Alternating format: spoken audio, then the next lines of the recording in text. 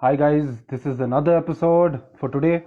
We're doing back to back. Welcome to the Bangalore Nonfiction Book Club. This is a podcast series, and as usual, we're going to roll. We're going to speak about books and about reading and the different books that we've been reading too. So I'm going to get Mohit over as usual, and it's going to be a usual Sunday conversation about books and reading as such. And continue listening if you like to know more about books. If you want to have know more about different kinds of books that we've been reading. And I have Mohit, and I'm going to get him over. And I hope you guys are doing well. Meanwhile, let me know in the comments what you've been reading. If you have any suggestions For the book club, if you want to be part of the podcast too. Yo, what is Hey, happening? what's up? Good evening. Good evening, bro. Happy Deepavali, bro. Happy. Yes, I was coming to that. Yeah, Happy Diwali. yeah, How? yeah. What's happening? You tell You, me, man. you look Uh, ready. Puja done and stuff. yeah, everything's done. All is like, officially done. OG, OG. Yeah. So, how's it Yeah, going? What dude. have you been reading? Dude, today I want to talk about this, man. Let's go, let's Spincelling go. by Neil Rackham. Like this Okay. has been one hell of a book, and Uh-huh. anybody who's like, I highly recommend this to anybody who's even not even in sales, right? Like, Hmm. like right now, this decade, right? Like, forget about it. Like, 80% of any job, like I make this bold claim that 80% of any job, any domain, any industry, you're doing sales. Like that's basically your job. Like that's where Yes. the transition happens in any business. Sales is like if there is no sales happening, then it's not exactly a business. But You're choking the business out. yeah. So And as Mark Cuban says, sales cures all. yeah, well, they definitely cured my curiosity, bro. The OG. So yeah, like Get into what it. what it always seemed to me is that sales is something which has like a bad rep, right? Like Hmm. it's not something even I had like a good feeling about back in the None days of when us do until we're educated about it. For a lot of things, yeah what do you think? no After doubt. reading Rich Dad Poor Dad. No doubt, dude. Like, and also, right, considering that, see, I consider both of us, like, in the artist spectrum, we are both open to experience people. Yep. We dabble into a lot of stuff. So, Yes. like, I can understand, like, those kind of people have that, icky feeling about sales and, these Yeah. business practices, corporate Used culture. to. Used to, until we got into the reading about it Until part. it's part of your artistry to know everything. Yeah. Right. So Daniel Pink, right? When he wrote like A Whole New Mind, he wrote a book called "To Sell Is Human." That book Yes, changed my yes. whole perspective about what sales is all about. Like, The introduction is also very good. it's excellent. Like Dan Pink started like writing that book when he decided to like check where his most of his time was going in his job back when he was working as a new journalist. So he found out that 80% of the time, all of his emails, all of the calls that he was making, it was all cajoling, convincing, or like Yeah. telling people to Convincing. like yeah. So basically, he realized, oh no, like I'm not in the writing business. I'm in the sales business of writing. So Copywriting. copywriting, yeah, Sort and of, yes. something like that. And these crucial conversations really move your this all the business thing. It runs around this crucial conversation, and whatever. Assumption that we had about sales being, you gotta put pressure and you gotta like, be one of those. See, whenever I ask like a normal conversation with anybody of my friends, right, about sales, they'll say, you know what, to be in sales, you gotta be a good liar, you gotta be a shameless, all of that, Yeah. like which is okay. I don't know, no comments. Like I suppose Yeah. you have to be shameless to like make art or whatever, but Yeah. it Okay. doesn't have to be that way. And in Hmm. spin selling, right? Neil Rackham, Neil he's not a Real yeah. Rackham. Neil Rackham. He's not a salesperson. He's a researcher.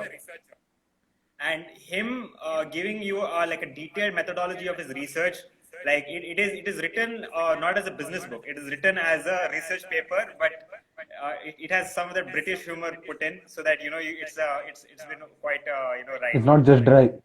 Yeah, it's not just dry. And like whatever you say about okay, in sales, right? There's this great movie called Glengarry Ross. Have you heard of this? Yeah, no. Okay, Al Pacino, Kevin Spacey, and who else? Like big shots are there in that movie. All right, it's Okay. based on a play.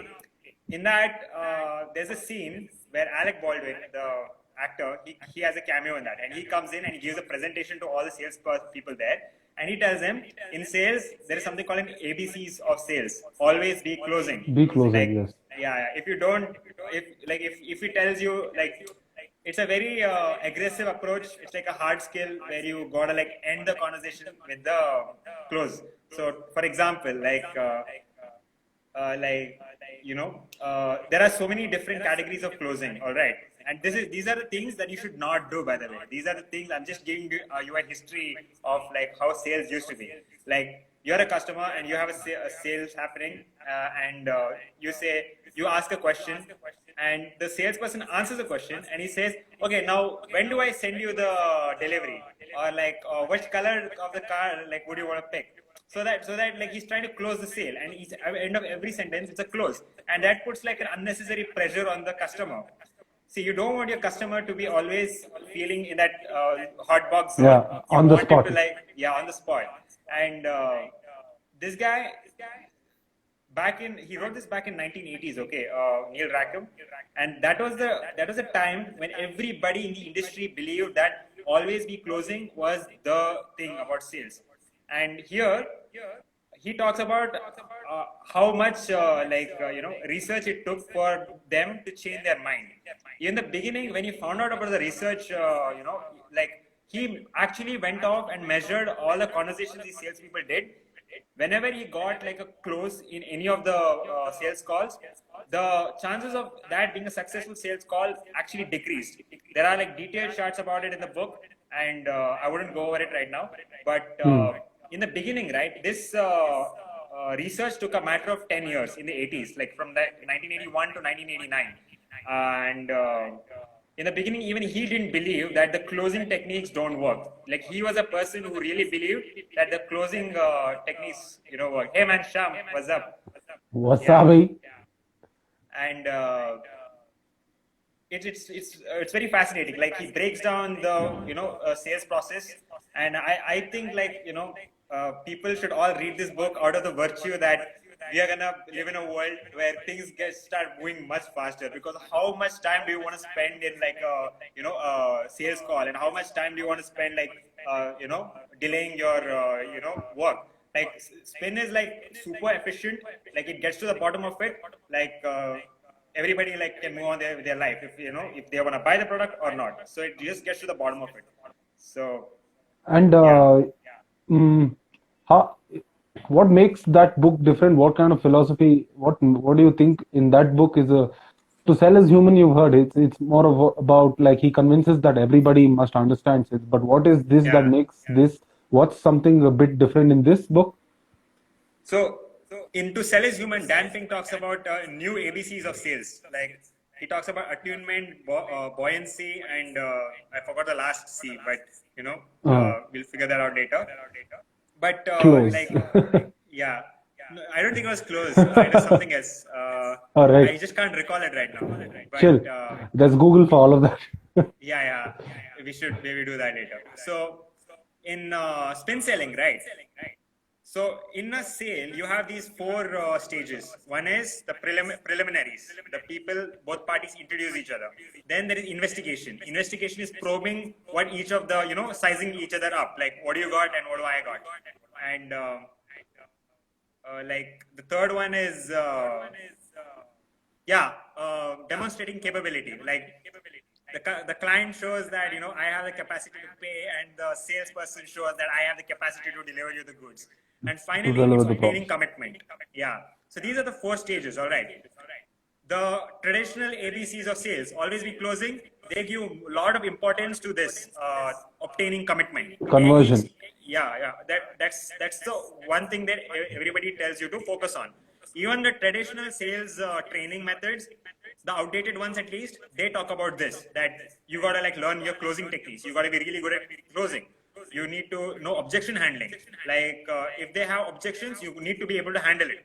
And finally, you also need to be good at probing. But probing was considered the least priority back then. However, what Rackham argues is that what you need to focus on in a sales the most is the investigations, the probing. So when they say spin selling, it's actually spin selling questions. So spin is an acronym. So the acronym goes like this: situation questions, problem questions, implication questions, and need payoff questions.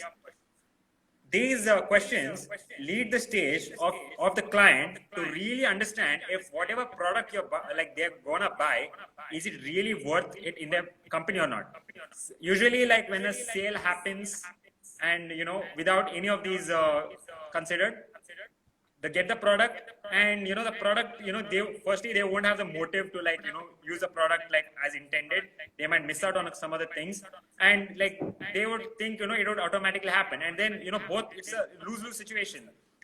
The guy won't the client won't come back to that salesperson for another account, and the salesperson has just given the client a product. The client cannot use it well.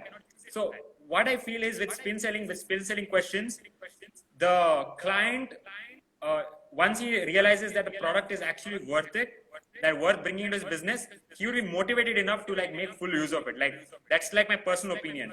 And the methodology of it, it's very distinct from what I thought, what the stereotype of a salesperson is. Like, come on, you gotta buy this. This is the best, and stuff like that.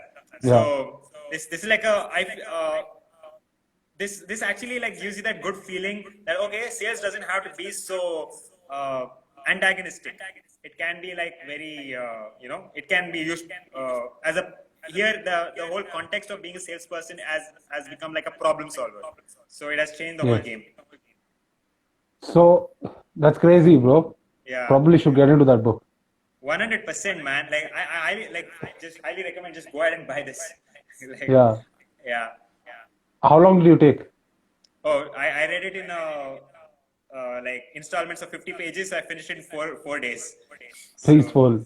Yeah, dude. I started I just started it, but I didn't finish. It's called The Omnivore's Dilemma. Have you heard of Okay. it? I've heard of this. It's some diet. Yeah, I just started the book where basically us as omnivores, if it's a koala, right, koala bear, it has to eat what it has to eat. It doesn't think, is this dinner? If it looks at leaves and shit, Yeah.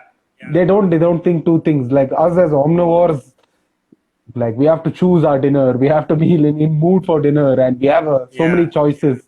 So that's where the book is at right now. So it goes on to tell us probably how that shapes who we are and stuff like that. I haven't gotten into it, but that was the Right. introduction, so I didn't have time to get through it. Seems interesting. When you told me What about else? the choice thing, right? It reminds me of this book called The Paradox of Choice. Paradox of Choice, Barry Schwartz. Yeah. I haven't Exactly. read it. Schwartz. Yeah, neither have I, but I've heard really good things about it.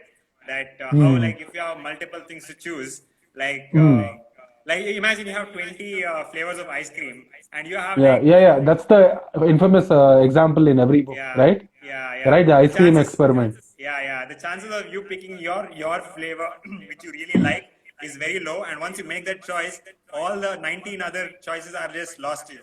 So it's not a very good feeling. Yeah. So that's funny, bro, because why, so this is nothing related to a book, but what Jeff Bezos or any e-commerce guy would tell you, right, is give one is deliver on time, and the other thing is also choice. Give them a lot of choice because they diversity basically. Yeah. So the customer inevitably likes choice, but True. is it ultimately good or bad? So that's the question, right? Yeah. Like that us as depends. consumers, if I have to buy all these colors or go for all these choices of all these flavors of garlic flavor and tomato flavored, or I don't know, just mint flavored ketchups and shit Yeah. so I don't know, being in India it's a bit better off because it's not like in the US you just Lay's, there'll be hundreds of choices, so that's where you lose yourself. with so much choices probably. But Yeah. we get only a couple of, at least obviously now with e-commerce and stuff we can fucking actually pick what we want. We get to like pick actually what we want, and we have like again the paradox of choice probably. So I Yeah. haven't I haven't read that too. Yeah. Oh, have you downloaded anything else? Anything else? You want me to read out? Bro, I have actually bought another book. As soon as I finished Yeah, go Spin for Selling, it. Robert Cialdini's Influence. It's been like a long time coming. I have You attempted haven't to read it. read it? You haven't No, I finished haven't it? read it yet. No, I haven't not finished it What are yet. you saying, bro? Yeah, dude. Like, Bro, it's, so this yeah. was it was left over in my friend's he had Uh-huh. sent some lot of stuff. So Yeah. within that under psychology there was this book. So like the minute I read it, I reached up to him like, what the fuck, bro? Like by mistake I read this book. I Uh-huh. am like he's like, even I didn't know it was there. Like, is it good? I'm like, are you kidding me? It's like fucking Yeah. great. It's great, bro. It's very interesting. It starts off with the story and Yeah. like an anecdote basically, Yeah. and it's a must read, and it's one of those that you can like keep reading again and again just for like Yeah. just for And that sake of. it really feels good reading influence as soon as I finish spin selling, because spin selling starts from like the other side. Okay, like how to be the salesperson, and in the other side of influence starts from the customer standpoint of view. Like, okay, these are the tactics these guys are using. This is how you gotta take care of it. So it feels like you getting like a scene of both the sides of the mirror. Huh. So yeah, it's Can be. I have yeah, since I haven't read spin selling, yeah. bro. I'll just okay. Since if anybody wants to listen to Omnivore's Dilemma, you can hear me, right? Yeah, yeah, we can, loud and clear.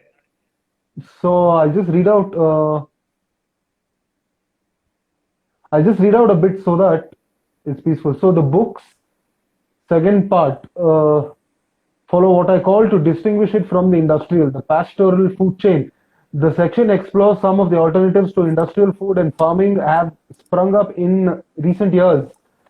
Food chains might appear to be pre-industrial, but in surprising ways turn out in fact to be post-industrial. I set out thinking I could follow one such food chain from a radically innovative farm in Virginia that I worked on one recent summer to an extremely local meal prepared from animals raised on its pastures. I think this is a random segment that I read, bro. Okay, here you go. So the omnivore's dilemma is about the three principal food chains that sustain us today: the Uh-huh. industrial, the organic, and the hunter-gatherer. Hunter-gatherer. Different Okay. as they are, all three food chains are systems for doing more or less the same, linking us through Mm-hmm. what we eat. So, to the fertility of the earth and the energy of the sun. It might be hard to see how, but even a Twinkie does this. Constitutes an engagement with the natural world. Ecology teaches, and this book tries to show it's all connected, even the Twinkie. Yeah, Interesting. it's interesting. So regarding this pastoral community, right? Like the fact that okay, just think about it. The fruit salad that I eat in the morning, with all the different assortment of fruits and whatever the logistics it took for it to come here, like Yeah, those are the kind of things my ancestors would never had the chance to eat. Like they would be like exactly. subject to whatever like it was available on their Available, yeah. in the Local proximity, produce. right? Local produce. So that's the diet of, like, if you think about it, right, even the publishers in like major publishing book houses, if you want to like make a successful first book, you just go ahead and write a diet book, because diet book sells like crazy. Like you can write Huh. a diet book, like pick an assorted name, Atkins diet and yeah, whatnot. whatever. So like slap it on the cover of your book, and start making your bestseller, get to the top of the bestseller list, I guess. So yeah, yeah. So I just got the ABCs of selling by Daniel Pink. By the way, it's attunement, buoyancy, and clarity. So Okay, okay. yeah, attunement in the sense that there is a good listening. Buoyancy is that you don't have to you don't have to be too rigid, or like buoyancy means apparently to float. Respond. Yeah, Okay. and you know what? Like you're gonna get a lot of rejections in sales, so you better like have that buoyancy to To be like buoyant, yes. yeah, Resilient. yeah, yeah. And finally the clarity, so right?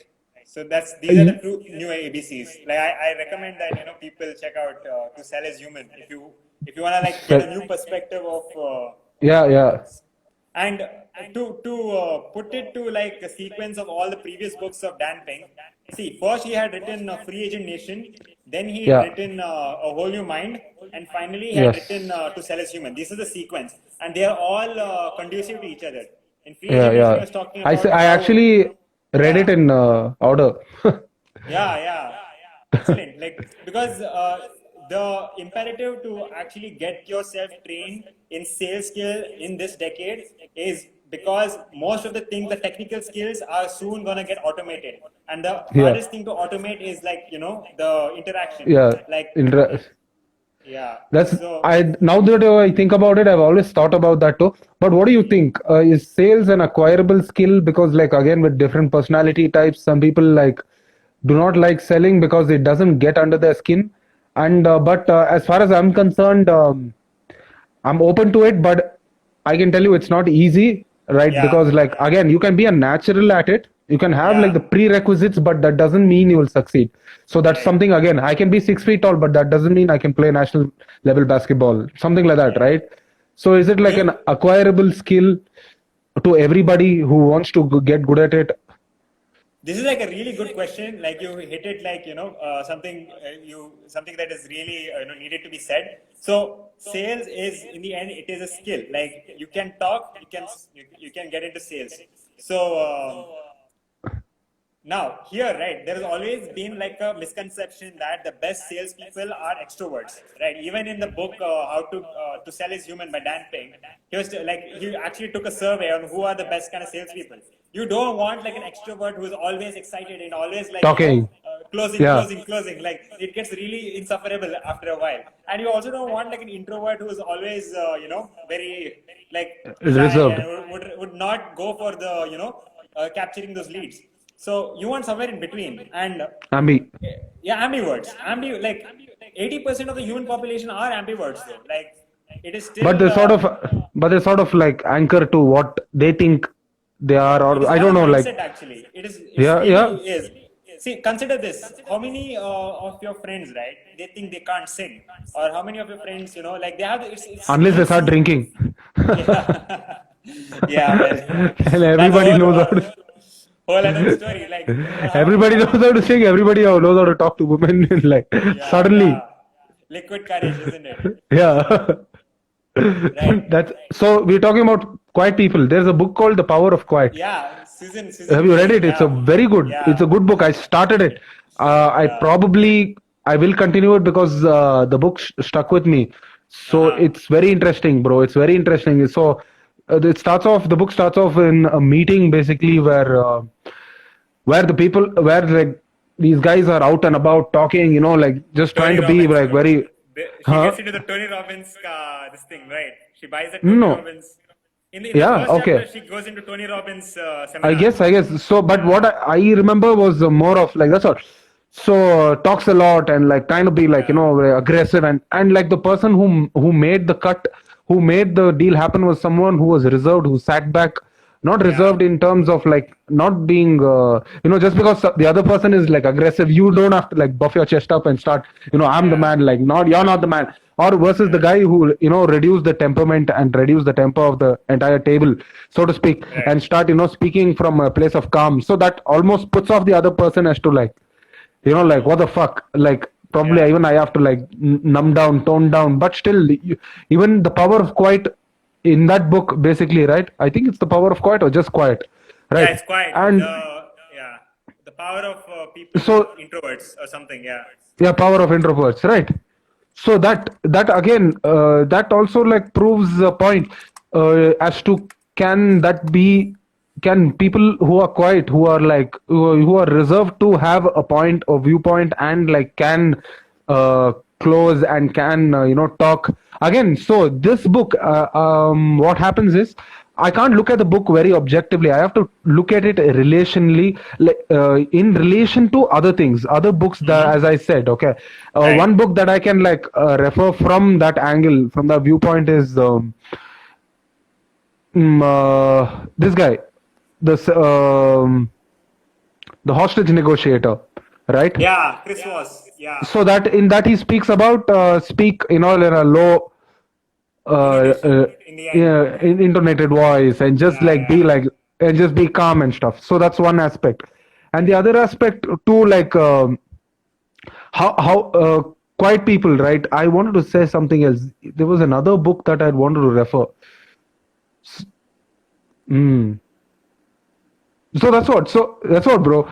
So this also says like quiet people can, like to have a point can like, and that made me think again. That made me, Yeah. actually, you don't have to be really extrovert-esque and just be like Yeah. speaking and like convincing and stuff. If you have a point and if you can be okay, wanted to talk about emotional intelligence, right? Oh, Daniel Goleman, Right. huh? Again, Daniel Goleman. That again brings down to, just like understand where the other viewpoint is and just understand, see where the other person is coming from and just don't go all about, just like reserve yourself and like be, like be, you should be able to like reflect, see what is happening and then be able to get into the deal. And like there are theories from different books. So you can like be carried away by one kind of book, right? Too. Yeah. So, but if you read enough in that whole segment and that pool, that's the beauty of like going diverse with books. And that's what even Naval says, right? Like you shouldn't be scared of any book. You should be Yeah. boil it down to like principles and still be like, okay, I understand where this is going. So that's where at least when you read just like the whole bunch, then you can be like every author has a viewpoint. Like what viewpoint do I take And you get a according to, full right? holistic view based on Yeah, that. like a view. Yeah, so then because I give you like every book is not for everybody too, right? So some people one book would work out. So it's up to you. Now you have 5 techniques in your arsenal and you have to get out there and try each thing and then understand what works better for you. Plus, like there's a geo aspect of it.